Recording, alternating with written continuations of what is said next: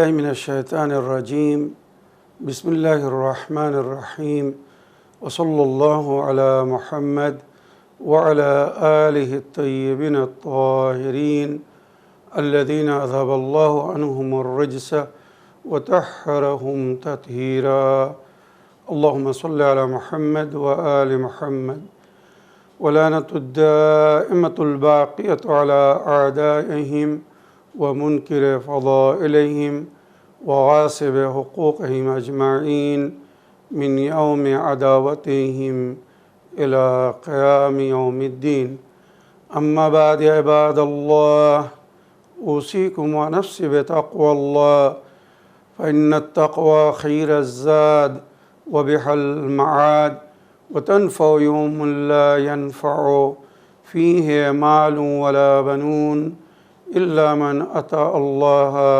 بقلب سليم وصلى الله على محمد وعلى آله الطيبين الطاهرين اللهم صل على محمد وآل محمد وعجل فرجهم আমার প্রিয় দর্শক ও শ্রোতাবৃন্দ আসসালামু আলাইকুম ওয়া রাহমাতুল্লাহি ওয়া বারাকাতুহু। আজ পবিত্র রমজান মাসের 11 তারিখ।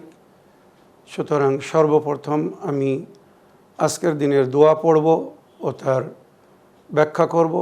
তারপরে আজকের রাত্রে কত রেখাত নামাজ পড়তে হবে তার জিকির করব। তারপরে আজকের দিনের ইসলামিক ইতিহাস বা ইভেন্টস আপনাদেরকে শোনাবো। অবশেষে যতটুকু সময় থাকবে আপনাদের পাঠানো পেন্ডিং প্রশ্নের উত্তর দেওয়ার চেষ্টা করব। তো আসুন সর্বপ্রথম আজকের দিনের দোয়া পড়ি ও তার ব্যাখ্যা করি।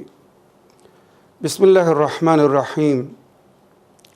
আল্লাহুম্মা হাব্বিব ইলাইয়া ফিহিল ইহসান ওয়া কারহ ইলাইয়া ফিহিল ফুসুকা ওয়াল ইসয়ান ওয়া হাররিম আলাইয়া ফিহিস সাখাতা ওয়ান নিরান বিআউনিকা ইয়া গিয়াসাল মুস্তাগীসিন। اللهم صل على محمد وآل محمد وعجل فرجهم। হে আল্লাহ রাব্বুল আলামিন, আজ আমাকে ইহসান প্রিয় বানান, অর্থাৎ আমি যেন অন্যদের সঙ্গে নেকি করতে পারি, অন্যদের উপকার করতে পারি,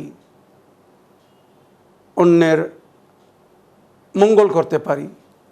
আমার জন্যে ইহসানকে প্রিয় বানিয়ে দিন, আমার মনোনীত বা পছন্দিত বানিয়ে দিন। ওয়াকারহ ইলাইয়া ফিহিল ফুসুকা ওয়াল ইসয়ান, আর সমস্ত প্রকারের ফিস্ক ও ফুজুর,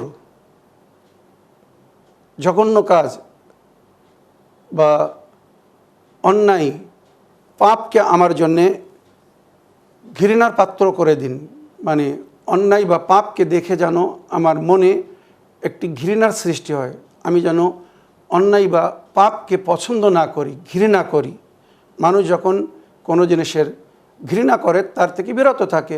তো আল্লাহ যদি তৌফিক দেন অন্যায় বা পাপকে যদি আমরা ঘৃণা নজরে দেখি তখন তার নিকটে যাব না।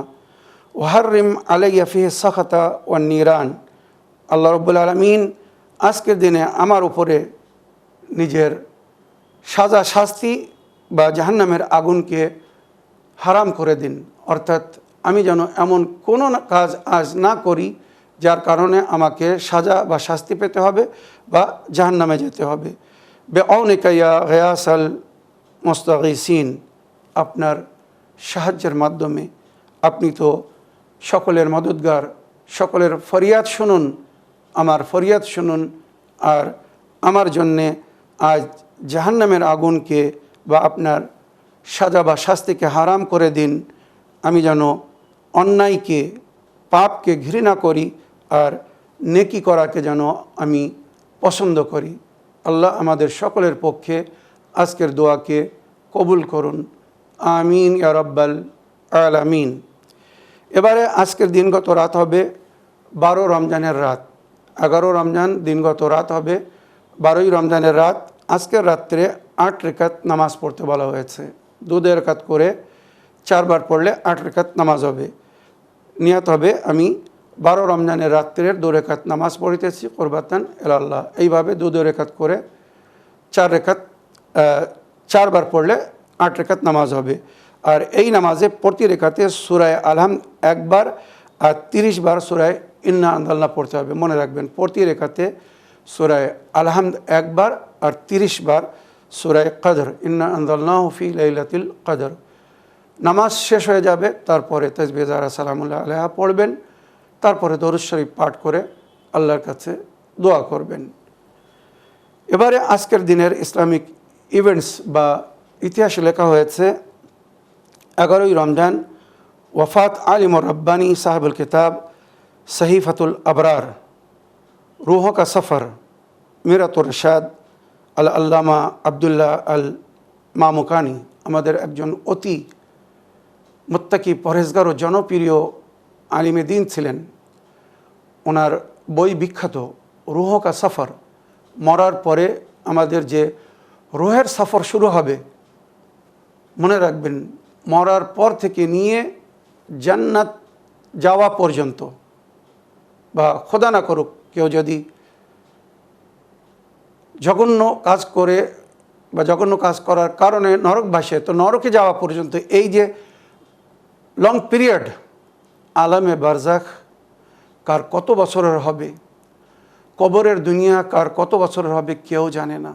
তো এই মরার পর থেকে নিয়ে আলামে বারজাখের যে সফর, কিয়ামত পর্যন্ত, হিসেব কিতাবের দিন পর্যন্ত, এই সফর কিভাবে কাটবে উনি এই বইয়ের মধ্যে লিখেছেন। তাই জীবনে যদি একবার সুযোগ হয় তো রুহা কা সফর, সহিফাতুল আবরার আরবি ভাষায় নাম, আর রুহ কা সফর হিন্দি বা উর্দুতে তার অনুবাদ হয়েছে। এটা একবার অবশ্যই পড়ুন। বাংলায় মনে হয় এর অনুবাদ হয়নি, তবে যারা হিন্দি পড়তে পারে, উর্দু পড়তে পারে, এই বই অবশ্যই একবার যেন পড়ে। আর দ্বিতীয় বই মিরাতুর রশাদ, হেদায়েতের আয়না, সত্যি কীভাবে জীবনযাপন করতে হবে। সকালে বিছানা থেকে ওঠা থেকে রাত্রিরে বিছানায় যাওয়া পর্যন্ত আমাদেরকে কি করতে হবে, কিভাবে দিন কাটাতে হবে, একটা একটা জিনিস উনি সুন্দরভাবে এই বইয়ের মধ্যে উল্লেখ করেছেন। তাছাড়া সাধারণ পরিবেশে জীবনযাপন করতে গেলে আমাদের ব্যবহার, আলাপ আচরণ কেমন হতে হবে, আপনদের সঙ্গে, অন্যদের সঙ্গে, গুরুজনদের সঙ্গে, ছোটদের সঙ্গে, বড়দের সঙ্গে, ছেলেদের সঙ্গে, মেয়েদের সঙ্গে, একটা একটা জিনিস খুব সুন্দরভাবে উনি হাদিস ও রাওয়ায়াত থেকে উল্লেখ করেছেন। কোরআনের আয়াত ও তাফসির এবং নবী করিম সাল্লাল্লাহু আলাইহি সাল্লামের সুন্নাত মানে রাওয়ায়াতের মাধ্যমে উনি এই উভয় বই লিখেছেন, রুহ কা সফর এবং মিরাতুর রশাদ। আমার মনে হয় এই দুটো বই যদি কেউ পড়ে তো তার জীবন পবিত্র, পাক এবং সুন্দর জীবন হবে, যে জীবন অন্যদের জন্য হয়তো উদাহরণ হবে, আইডিয়াল হবে। তাই জীবনে যদি সুযোগ পান অবশ্যই এই বই দুটি সংগ্রহ করে পড়ার চেষ্টা করবেন। আসুন এবারে আমি আপনাদের পাঠানো প্রশ্নের উত্তর দিতে চাই। দেখি কোথা থেকে কে কী জানতে চাচ্ছেন। আগে একটি লিখিত চিঠি পড়ব, তারপরে আপনাদের পাঠানো অডিও বা ভয়েসমেল প্লে করব। আসসালামু আলাইকুম, জনাব মৌলানা সাব্বির রেজা সাহেব, আমি নদিয়া জেলা থেকে সুরাজ শেখ বলছি। মৌলানা সাহেব, আমার প্রশ্ন হলো উলামায়ে হক আমাদের জন্য কত বড় নেয়ামত, এই বিষয়ে আপনি একটু বিস্তারিতভাবে আলোচনা করবেন। ওয়ালাইকুম আসসালাম ওয়া রাহমাতুল্লাহি ওয়া বারাকাতুহু। আমার প্রিয় ভাই সুরাজ শেখ সাহেব, চিঠি লেখার জন্যে প্লাস এত সুন্দর একটি বিষয় জানার জন্যে আপনি যে অনুরোধ করেছেন, আবেদন রেখেছেন, এর জন্যও ধন্যবাদ জানাই। আল্লাহ আমাদেরকে তৌফিক দান করুন, আমরা যেন উলামায়ে হককে চিনে, জেনে, মেনে তাদের কথা মতো জীবনযাপন করতে পারি, তাদেরকে যেন সুন্দরভাবে অনুসরণ করতে পারি। কেননা এই উলামায়ে হক যদি না হতেন, না থাকতেন, তো আজ যে দ্বীনে হক, আহলে বায়তের দ্বীন, আহলে বায়তের তালিমাত, নবীর শরিয়ত আমাদের কাছে যেটা পৌঁছেছে এটা হয়তো পৌঁছাতো না।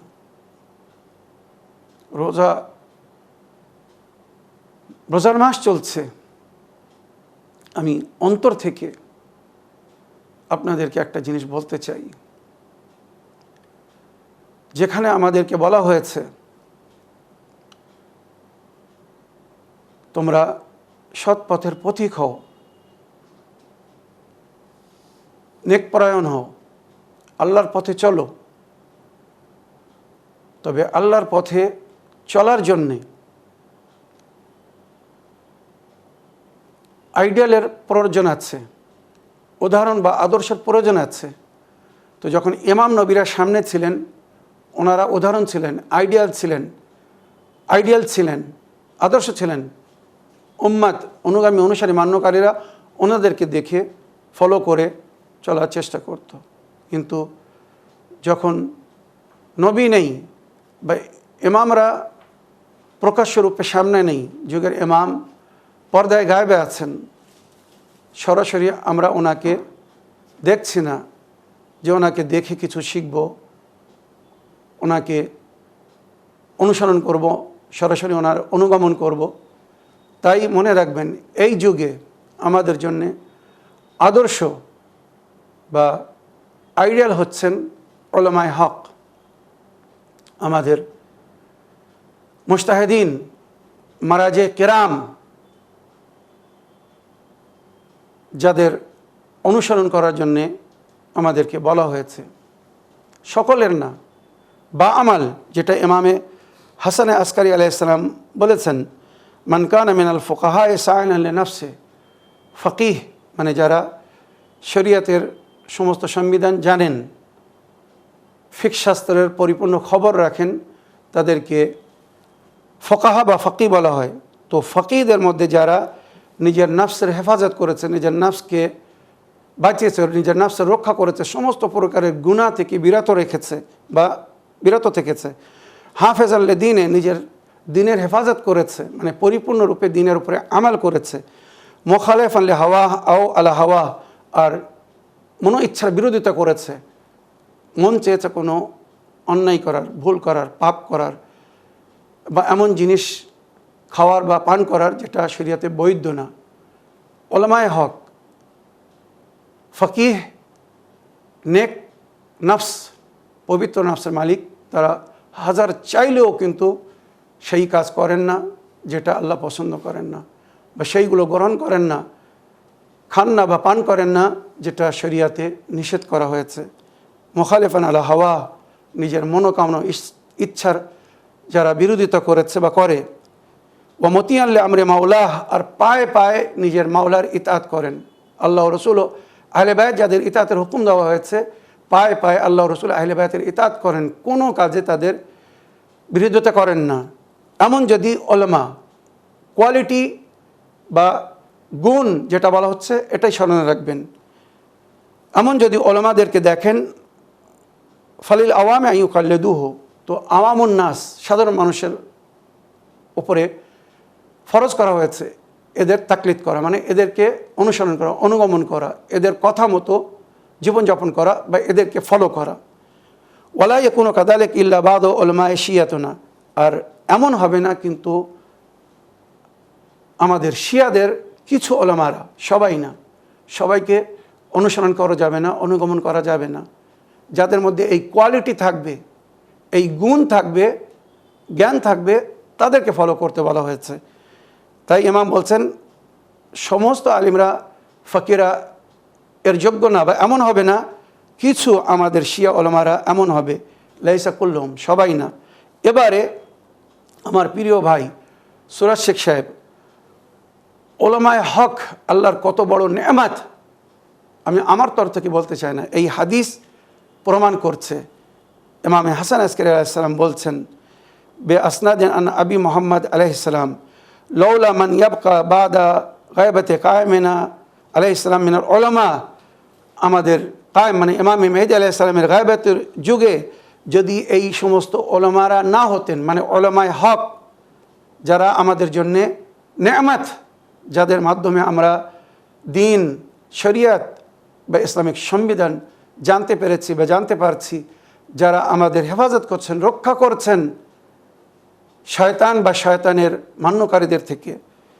লাউলা মান ইয়াবকা গায়বাতা কায়েমিন আলাইহিস সালাম মিনাল উলামা, ইমামে জামানার গায়বাতের যুগে এই ধরনের ওলামা, এই সমস্ত ওলামাগণ যদি না হতেন, কারা বর্ণনা হচ্ছে আদ-দাঈনা ইলাইহি আই ইলাল মেহেদী আলাইহিস সালাম, যারা ইমামে মেহেদীর দিকে আমন্ত্রণ জানাচ্ছে, অর্থাৎ তারা ইমামে মেহেদী আলাইহিস সালামের জন্য কাজ করছে, ইমামে মেহেদী আলাইহিস সালামের মিশনকে আগে নিয়ে যাচ্ছে।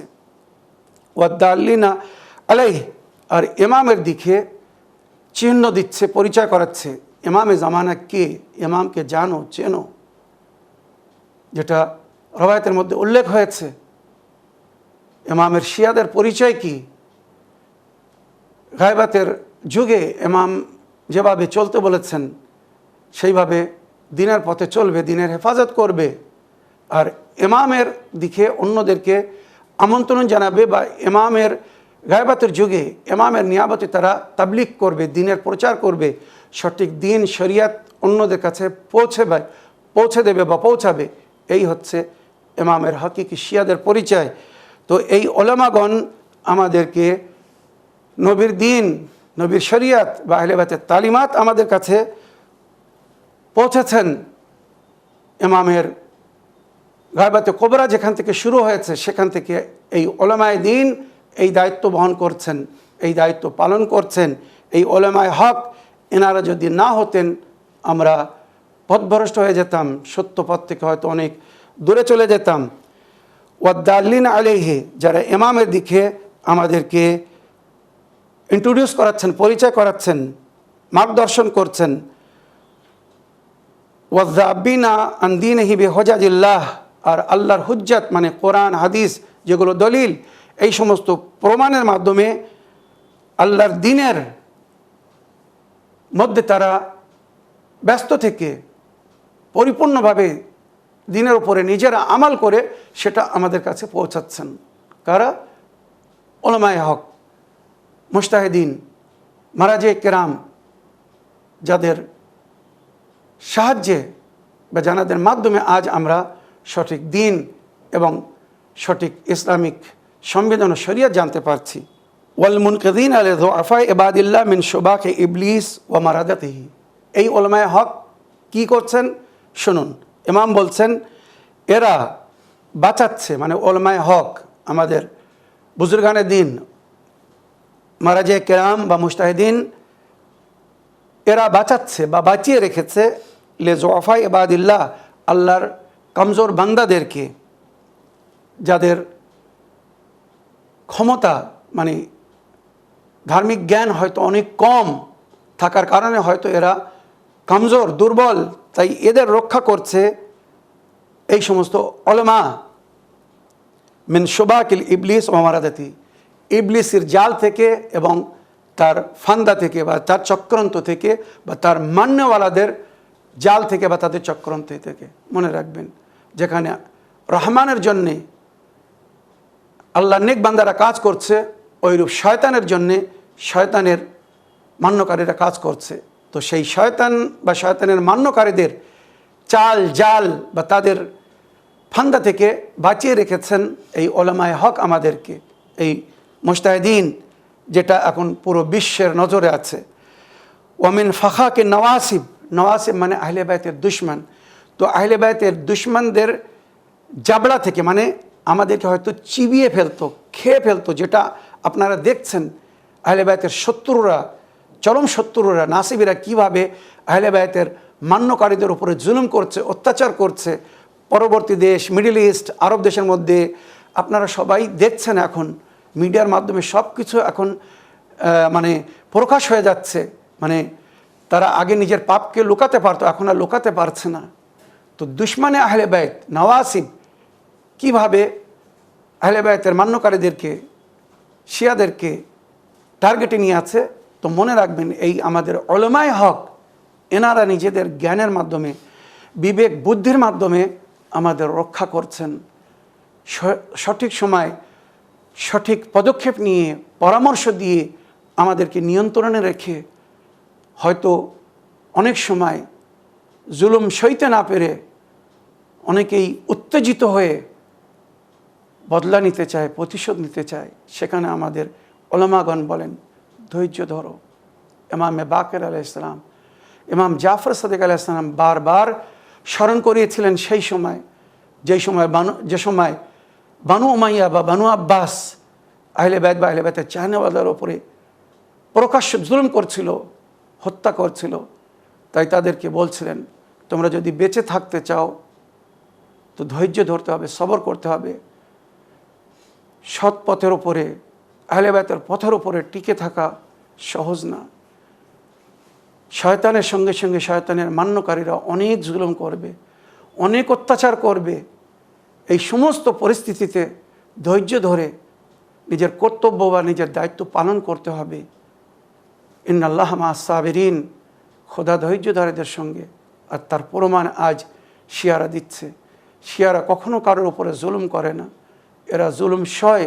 এদের উপরে জুলুম হচ্ছে, অত্যাচার হচ্ছে, নির্দোষ নিষ্পাপ নামাজিদের উপরে হামলা করে শহীদ করা হচ্ছে, তারপরেও তারা প্রতিশোধ নিচ্ছে না।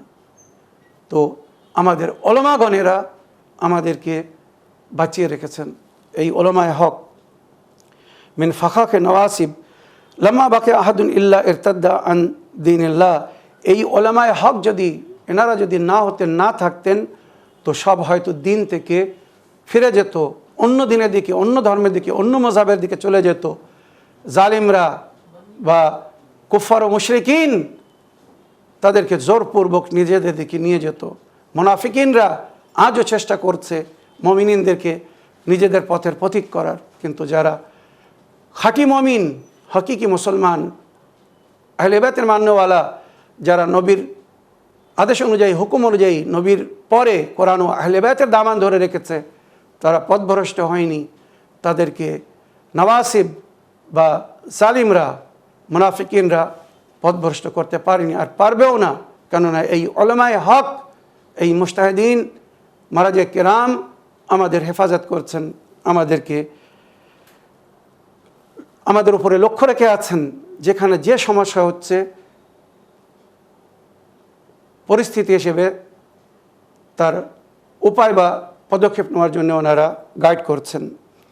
ওয়ালাকিন্নাল উলামা আল্লাযিনা ইউমসিকুনা আজিম্মাতা কুলুবি যুআফাই শিয়াতিনা, কিন্তু যে সমস্ত উলামাগণ আমাদের দুর্বল শিয়াদের দায়িত্ব নিয়ে আছে, তাদের হেফাজত করছে, তাদের খেয়াল রেখে আছে, যেমন কামা ইউমসিকু সাহিবুস সাফিনা সুক্কানা উলাইকা হুমুল আফদালুনা ইনদাল্লাহি আযজা ওয়া জাল্লা। যেমন মাঝি যে নৌকা চালায়, নৌকায় যারা বসে থাকে, মাঝি পরিপূর্ণ চেষ্টা করে, খেয়াল রাখে যেন নৌকা না ডুবে, নৌকা ডুবে গেলে এরা ডুবে যাবে। ওইরূপ আমাদের উলামায়ে হক আমাদের খেয়াল রেখে আছেন, যাতে আমরা মূর্খতার অন্ধকারে, পথভ্রষ্টতার অন্ধকারে না ডুবে যাই। তো এই উলামারা মাঝি হয়ে আমাদের হাল ধরে আমাদের রক্ষা করছেন, আর ভুল বা অন্যায় বা পাপ থেকে আমাদেরকে বাঁচিয়ে রেখেছেন। তাছাড়া হয়তো আমরা বাঁচতে পারতাম না। তো আমার প্রিয় ভাই সুরাজ শেখ সাহেব আশা করি বুঝতে পেরেছেন যে এই যুগে উলামায়ে হক তাদের কত সম্মান বা মর্যাদা, দায়িত্ব, যে হাদিসের শেষে বলা হয়েছে এই উলামারা সবচেয়ে প্রিয় হবে আল্লাহর নিকটে, সবচেয়ে উত্তম হবে। আর তাই হয়তো নবী বলেছিলেন, উলামা উম্মতিকা আম্বিয়ায়ে, উলামা উম্মতিকা আম্বিয়ায়ে বানি ইসরাইল আও আফদাল মিন আম্বিয়ায়ে বানি ইসরাইল। আমার উম্মতের উলামারা বানি ইসরায়েলের নবীদের মতো, নইলে বানি ইসরায়েল নবীদের চেয়ে তো উত্তম এবং আফজাল। কেননা এই যুগ, শেষ যুগ, বড় কঠিন যুগ হবে। সেই যুগে ঈমানের উপরে টিকে থাকা মুশকিল হবে। আর সেই যুগে যদি কেউ অন্যদেরকে ঈমানের উপরে টিকিয়ে রাখে, নেক পথের উপরে, হক পথের উপরে, সিরাতুল মুস্তাকিমের উপরে টিকিয়ে রাখে, সে কত বড় দায়িত্বশীল ব্যক্তি, কত আল্লাহর নেক বান্দা হবে, জ্ঞানী গুণী হবে, চিন্তা করুন। তাই আল্লাহ তাদেরকে এত সম্মান দান করেছেন। আফজল বলা হয়েছে এখানে, হুমুল আফদালুনা ইনদাল্লাহ আযজা ওয়া জাল্লা, এরাই আল্লাহর নিকট সবচেয়ে প্রিয় বান্দা হবে। তো উলামায়ে হক যারা হক কথা বলছে, সবসময় সত্যর দিকে আমন্ত্রণ জানাচ্ছে, নেক হেদায়েত করছে, এদের সম্মান করুন, এদের খেয়াল করুন, এদেরকে ফলো করুন, এদের কথা মেনে চলুন, এতেই নিজাত।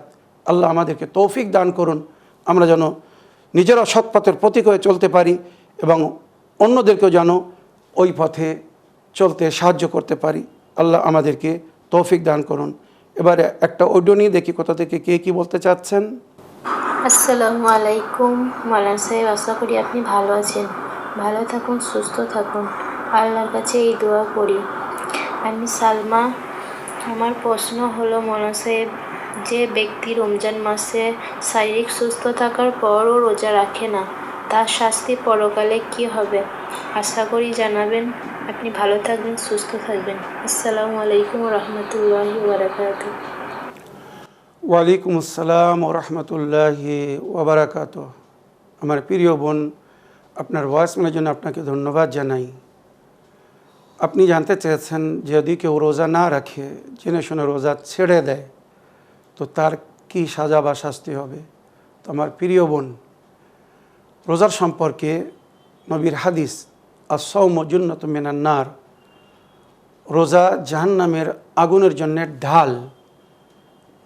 মানে মানুষ আর জাহান্নামের আগুনের মাঝখানে যে ঢাল হবে সেটা হচ্ছে রোজা। আর কেউ যদি সেই ঢালকে ছেড়ে দেয়, ফেলে দেয়, ভেঙে দেয়, তো এবারে সে নিজেই বুঝে নেক জাহান্নামে যাওয়ার রাস্তা তার জন্য ক্লিয়ার হয়ে যাবে, সহজ হয়ে যাবে। আর মনে রাখবেন, এই যে রমজান মাস রোজা রেখে ক্ষুধায় পিপাসায় থেকে আমরা নিজের পরকালের পানাহারকে বাঁচাচ্ছি। কেননা মরার পরে যখন আলমে বারজাকের সফর শুরু হবে, আমরা হাসরের ময়দানের দিকে প্রস্থান করব, তো এই আলমে বারজাকে যে সমস্ত ওয়াদি বা ময়দান দিয়ে আমাদেরকে পার করানো হবে, এই সমস্ত ওয়াদির মধ্যে একটি ওয়াদির নাম হচ্ছে ওয়াদিউ সিয়াম ও ওয়াদিউ সম, রোজার মাসের মাঠ বা রোজার ময়দান। তো ওই ময়দান দিয়ে যখন আমরা পার হব, চটিয়াল ময়দান, কোথাও পানির নাম নিশানি হবে না, কোথাও ঘাস বা গাছগাছালি হবে না, পাথরের উপরে ভ্রমণ করতে হবে। পাথর গরম, আগুনের মতো গরম হবে, আর মাথার উপর সূর্য হবে। গরমে ঘেনু নাক মুখ দিয়ে বাইরে হবে, চিন্তা করুন, এমন পরিস্থিতি হবে। সেই সময় যখন আমাদের সফর হবে, তো আমাদের সঙ্গে একজন হাদি থাকবে, আমাদের সমস্ত নেকি বদি আমাদের গলায় ঝুলিয়ে দেওয়া হবে। নেকি ডাব্বার মধ্যে প্যাক থাকবে, ওইরূপ বদিও প্যাক থাকবে। এবারে যখন আমরা ওই ময়দান পার হব, ক্ষুধায় পিপাসায় কাতর হয়ে আমার হাদির কাছে জিজ্ঞাসা করব, আমাকে একটু পানি দাও, পানাহার দাও, আমি খুব ক্ষুধায় কষ্ট পাচ্ছি, পিপাসা আর সহ্য করতে পারছি না। তখন হাদি আমার রোজার মাসের ডাব্বা খুলবে, যে পাত্র সেটা খুলবে, দেখবে খালি। তখন বলবে, আপনি তো এখানকার জন্য কিছু জমা করেননি, আপনার ডাব্বায় না পানি আছে না কোনো খাদ্য আছে, আপনি এখানকার খাদ্য বা পানি পান করে এসেছেন, দুনিয়াতে খেয়ে এসেছেন, রোজার মাসে রোজা রাখেননি। যদি রোজা রাখতেন, ওই খাদ্য, ওই পানি, পানাহার জমা হতো, এখানে আপনার এই ডাব্বায় থাকতো। এখানে যখন ক্ষুধায় পিপাসায় হতেন, আপনাকে সঙ্গে সঙ্গে দেওয়া হতো। আপনি যখন রোজা রাখেননি, আপনার এখানকার পানাহার আপনি দুনিয়া থেকে সব খেয়ে এসেছেন, ফুরিয়ে এসেছেন, কিছু নেই। ওই অবস্থায় 30 দিনের রোজার পরিবর্তে 30 বছর ওই গরম পাথরের উপরে চলতে হবে। কি করে চলবে একবার ভেবে দেখো। এখানে গরম মাটির উপরে আমরা চলতে পারি না। আর বলছি, সেখানকার গরমে মাথার ঘেনু গলে নাক মুখ দিয়ে বাইর হবে। সেই সময় যদি ক্ষুধায় পিপাসায় কেউ পানি চায়, আর যদি পানি না দেওয়া হয়, কি অবস্থা হবে। আর রবায়তে বলা হয়েছে, কিছুদেরকে পানি দেওয়া হবে পাপের সাজা স্বরূপ, গরম ঠকবক করে ফুটবে, গরম পানি পান করানো হবে, যার পান করলে তার পেটের মধ্যে আরও জ্বলন শুরু হবে, আরও কষ্ট হবে। চিন্তা করুন। তো আমার প্রিয় বোন, আশা করি এর চেয়ে বেশি কিছুর বলার প্রয়োজন নেই। যারা রোজা খাচ্ছে, মানে রমজান মাসে রোজা না রেখে পানাহার করছে, এবার তারা ভেবে দেখুক তাদের পরিণাম বা ঠিকানা কি হবে। আমার এপিসোডের সময় শেষ হয়ে গেছে, সুতরাং আপনাদের কাছে অনুমতি চাই। এই বলে আজকের বক্তব্য এখানে শেষ করলাম। ওয়া আখিরু দাওয়ানা আলহামদুলিল্লাহি রাব্বিল আলামিন। আসসালামু আলাইকুম ওয়া রাহমাতুল্লাহি ওয়া বারাকাতুহু।